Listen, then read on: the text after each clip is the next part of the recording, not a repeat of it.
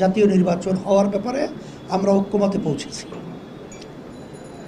আর একটা এর সাথে আমরা বলছি যে জাতীয় নির্বাচনের আগে স্থানীয় নির্বাচন আগে হওয়ার ব্যাপারে এটা আমরা ঐক্যমতে পৌঁছেছি।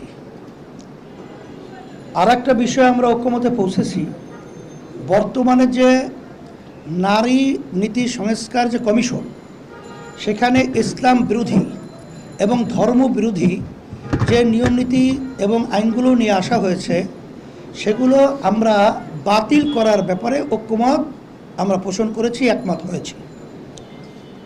আর একটা বিষয় হলো যে যারা নাকি এ দেশ এবং এই দেশের মাটি মানুষের বিরুদ্ধে গণহত্যা, গুম, এক কথায় আমাদের দেশের টাকা পাচার বিদেশে